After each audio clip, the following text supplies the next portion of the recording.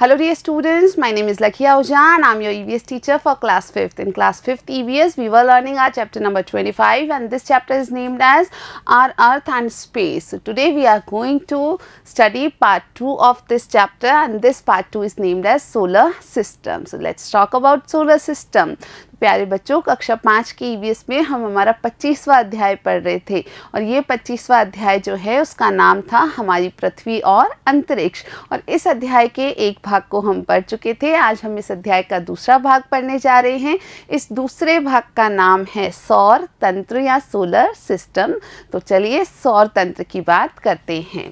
Now first of all you have to explore and collect something. आपको कुछ चीज़ को पता लगा के कलेक्ट करना है, इकट्ठा करना है। So gather information about the astronauts and paste their pictures in your notebook. तो आपको कुछ अंतरिक्ष यात्रियों के बारे में पता करना है और फिर उनकी पिक्चर्स को, उनकी फ़ोटो को अपने नोटबुक में लगानी है। तो ये पिक्चर्स या फ़ोटो आपको कहाँ मिल सकती हैं? ये पिक्चर्स या फ़ोटो आपको मिल सकती हैं न्यूज़पेपर्स में, मैगज़ीन्स में, बुक्स में। ठीक है बच्चों, तो you will do this activity I hope. Now we will start talking about solar system. Now solar system या सौर तंत्र क्या है? So it is actually a collection of different planets with sun. तो जो सूरज है और इसके कई सारे जो ग्रह हैं जो इसके चारों ओर चक्कर लगाते हैं, दे रिवॉल्व अराउंड द सन, ये सब मिला करके सोलर सिस्टम या सौर तंत्र बनाते हैं। So here you can see this is sun, ये सन है। उसके बाद हेयर इज मरकरी, सबसे पास में जो ग्रह आप देख रहे हो वो कौन सा है? मरकरी है, बुध है। उसके बाद है वीनस या शुक्र। उसके बाद है हमारी अर्थ या पृथ्वी। फिर आता है मार्स या मंगल।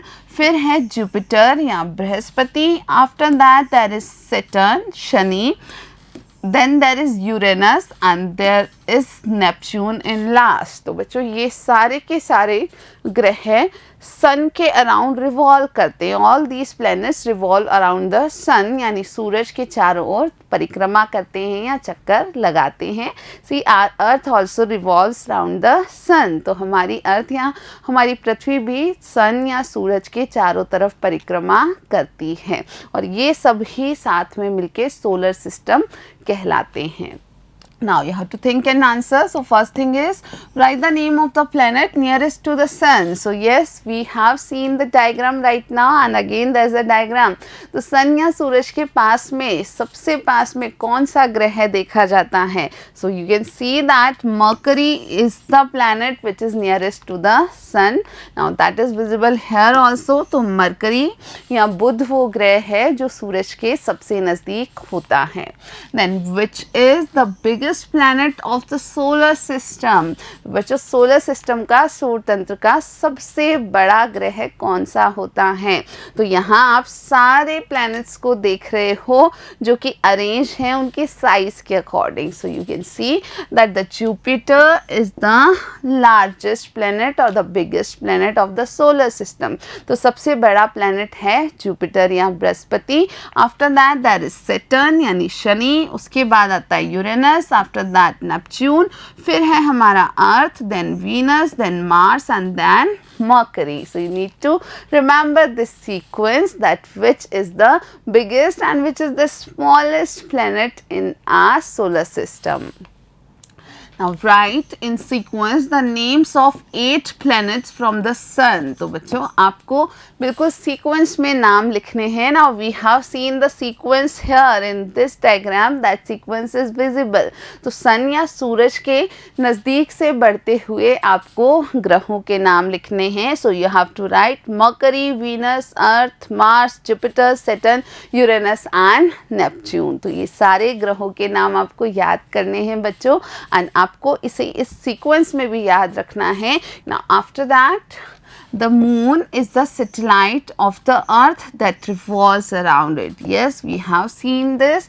Here you can see that also, that moon is actually a satellite of earth. तो जो चांद होता है, जो मून होता है, वो हमारी पृथ्वी का एक उपग्रह है और ये जो उपग्रह है ये वास्तव में पृथ्वी के चारों ओर चक्कर लगाता है. So moon actually revolves around the earth. Now, observe the changes in the shape of the moon in the figure given below. So, here is the figure and you must have seen moon in real also. बच्चों आपने आसमान में भी चंद्रमा को देखा होगा, तो मून में आप देखते हैं कि उसकी शेप में चेंजेस आते हैं. So here is a picture where you can see such changes कि मून में कैसे दिन ब दिन परिवर्तन आता है, कैसे ये छोटे से बड़ा होता जाता है. Now draw the diagrams given below in your notebook and write the dates or तिथि on which this view of the moon is visible. तो बच्चों ये कुछ आपको डायग्राम ड्रॉ करने हैं अपनी नोटबुक में. You have to draw these diagrams and you have to find out that on which तिथि, on which date these will be the figures of moon. ये चित्र वास्तव में कौन कौन सी डेट का होगा.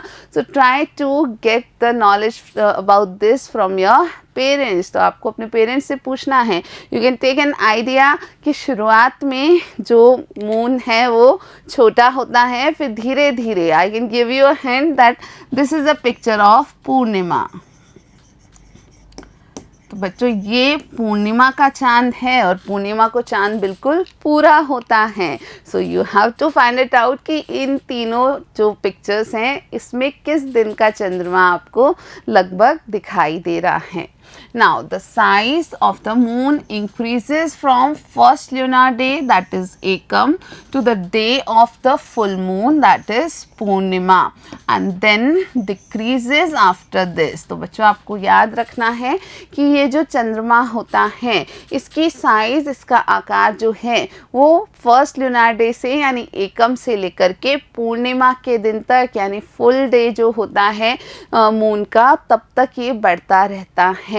नाउ उसके बाद वापस ये कम होने लगता है. On the day of a dark moon that is Amavasya the moon is not visible. तो अमावस्या के दिन चंद्रमा हमको नज़र नहीं आता है, यानी आसमान में हमें चंद्रमा दिखाई ही नहीं देता है. Now on the dates or tithi corresponding to the images of the moon shown above, which are the festivals, functions or fairs etc. that we celebrate. So we have seen these pictures and these pictures. So you have to focus on these 4 pictures. तो आपको बच्चों पता करना है कि ये जो 4 चित्र हैं चंद्रमा के, इन दिनों पर कोई त्योहार क्या आपके यहाँ मनाए जाते हैं, क्या कोई ऐसे सेलिब्रेशन है, ऐसे त्योहार हैं जो चंद्रमा की इन अवस्थाओं पर आपके यहाँ पर मनाए जाते हैं. Again you have to talk to your parents about this and there is a hint that different festivals are celebrated on Purnima. पूर्णिमा को बहुत सारे खास त्योहार हमारे यहाँ मनाए जाते हैं.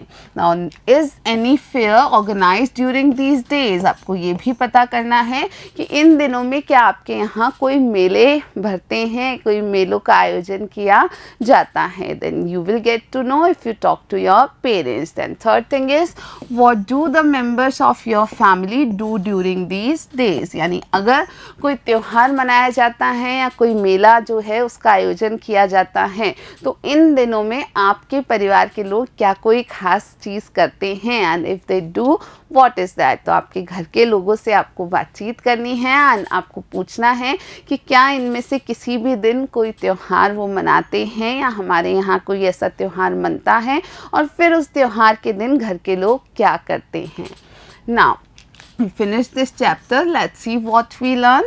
There are sun, moon, stars etc. in the sky. Yes, we learned that. तो बच्चों हमने जाना कि आसमान में बहुत सारी चीज़ें हमें दिखने को मिलती हैं, जैसे सूरज, चंद्रमा और कई सारे स्टार्स या तारे. Then second thing, the pole star is visible in the north direction. Yes, that is also true कि जो ध्रुव तारा होता है वो हमें उत्तर दिशा की ओर ही नज़र आता है. So pole star या ध्रुव तारा हमेशा उत्तर दिशा में ही दिखाई देता है. Then third thing, the size of the moon keeps increasing and decreasing. Yes, you know that I think कि जो चंद्रमा होता है उसकी जो साइज़ है, उसका जो आकार है वो घटता और बढ़ता रहता है। The next thing, the sun has 8 planets in our solar system which revolve around it। तो जो सन है, जो सूरज है, उसमें कुल उसके पास 8 प्लैनेट्स हैं, यानी 8 ग्रह हैं, और ये 8 के 8 ग्रह जो हैं वो सूरज के चारों ओर चक्कर लगाते रहते हैं। So dear students, this is all about this chapter number 25, our earth and space. We will be talking about the practice question of this chapter in our next video. Till then, thank you for watching.